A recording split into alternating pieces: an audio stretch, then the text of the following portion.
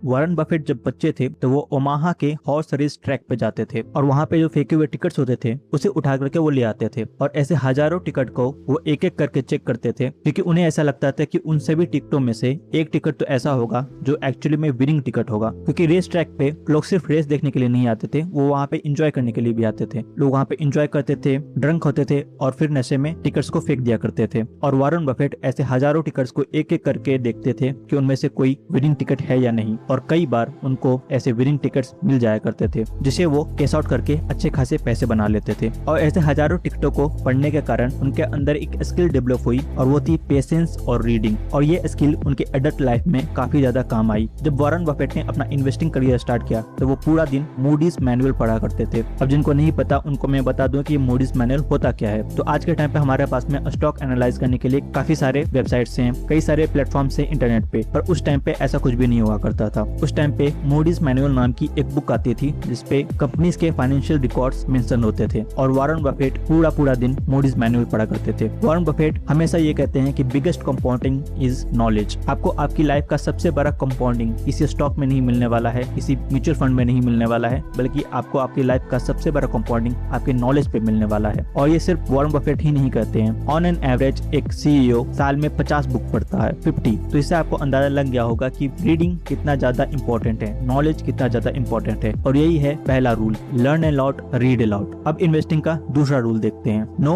What you own. Peter lynch अपने book beating the street में एक स्टडी के बारे में बताते हैं जिसमें 7th क्लास के बच्चों को एक इन्वेस्टिंग पोर्टफोलियो बनाने के लिए कहा गया। उन 7th क्लास के बच्चों ने 14 कंपनीज का एक पोर्टफोलियो बनाया और उस पोर्टफोलियो ने अगले 2 साल में 70% का रिटर्न दिया। उसी सेम पीरियड पे S&P 500 का रिटर्न 26% था, यानी कि उन बच्चों ने इंडेक्स को काफी वाइड मार्जिन से बीट कर दिया था। इस स्टडी की शुरुआत हुई थी एक क्लास टीचर और एक सीईओ के डिस्कशन के बाद। उनकी एक थ्योरी थी और उनकी थ्योरी थी कि आपको मार्केट में इन्वेस्ट करने के लिए, इंडेक्स को बीट करने के लिए किसी भी तरीके की MBA की जरूरत नहीं है, किसी भी तरीके की इन्वेस्टिंग की काफी डीप अंडरस्टैंडिंग की जरूरत नहीं है, काफी ज्यादा डेटा एनालिसिस की जरूरत नहीं है। और उनकी ये थ्योरी सच साबित हुई। उन 7th क्लास के बच्चों ने इंडेक्स को काफी बड़े मार्जिन से बीट कर दिया था। पर ऐसा उन्होंने किया कैसे? तो उन बच्चों को कुछ सिंपल रूल्स दिए गए थे। उन बच्चों को ये कहा गया था कि आप उन्हीं कंपनीज को सिलेक्ट कर सकते हो जिनको आप सिंपल एक पेज में एक्सप्लेन कर सकते हो, यानी कि जिस कंपनीज को आप आसानी से एक्सप्लेन कर सकते हो उन कंपनीज को आप सिलेक्ट कर सकते हो। दूसरा रूल था कि आपको अच्छे से पता होना चाहिए कि वो कंपनी बनाती क्या है, वो कोई भी प्रोडक्ट या सर्विसेज जो भी वो प्रोवाइड करती है वो एक्चुअली में है क्या। अगर बच्चों को ये नहीं पता होता है तो वो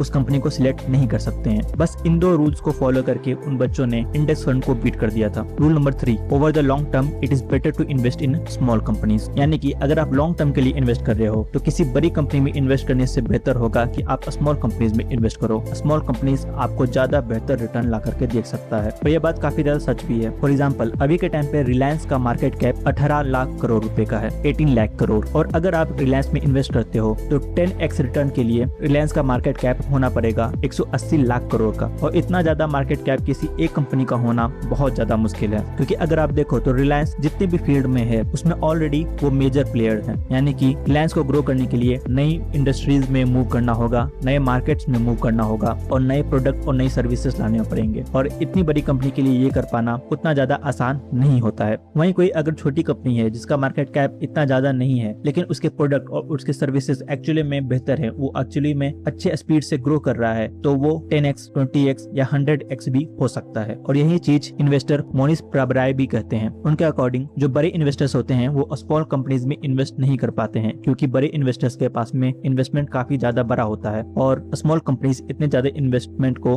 अब्सॉर्ब नहीं कर सकती हैं। इसलिए जो बड़े इन्वेस्टर्स होते हैं वो लार्ज कैप कंपनीज में इन्वेस्ट करना पसंद करते हैं। इसलिए हमारे जैसे रिटेल इन्वेस्टर्स के पास में ये मौका होता है कि हम स्मॉल कंपनीज में इन्वेस्ट करके ज्यादा रिटर्न जनरेट कर सकें। Rule number 4, hold few stock that you can remain inform on. Human mind 8 से 15 कंपनियों को ही फॉलो कर सकता है, इसलिए आपको भी ज्यादा कंपनीज में इन्वेस्ट नहीं करने हैं। आपको अपने आप को बहुत ज्यादा डाइवर्सिफाई नहीं करना है। आपको सिर्फ 10 कंपनी चूज करनी है, लेकिन वो 10 कंपनीज के बारे में आपको सब कुछ पता होना चाहिए। उन 10 कंपनीज की इंडस्ट्री क्या है, प्रोडक्ट क्या है, मैनेजमेंट क्या है, सब कुछ पूरी A to G इन्फॉर्मेशन उन 10 कंपनीज के बारे में आपको होनी चाहिए। वॉरेन बफेट यहाँ तक कहते हैं कि आपको सिर्फ 2 या 3 ग्रेट कंपनीज चाहिए वेल्थ क्रिएट करने के लिए, सिर्फ 2 या 3। यहाँ तक कि आप वॉरेन बफेट की इन्वेस्टिंग जर्नी को भी देखोगे तो आपको पता चलेगा कि वॉरेन बफेट ने अपना ज्यादातर वेल्थ सिर्फ कुछ कंपनीज के कारण कमाया है, जैसे कि Coca Cola, American Express and Berkshire Hathaway. Rule number 5, if you like the product you will love the stock. Peter Lynch कहते हैं कि उनकी 3 डॉटर्स गैप कंपनी का कपड़ा पहना करती थी, लेकिन उन्होंने कभी भी नोटिस नहीं किया। लेकिन एक दिन उन्होंने नोटिस किया कि गैप एक ही साल में 13 टाइम्स का रिटर्न दे चुका है। इसलिए पीटर लिंच अपनी बेटियों के साथ में एक दिन शॉपिंग पर गए और उन्होंने ये बारीकी से देखना शुरू किया कि उनकी बेटियां क्या खरीद रही हैं। उन्होंने देखा कि वो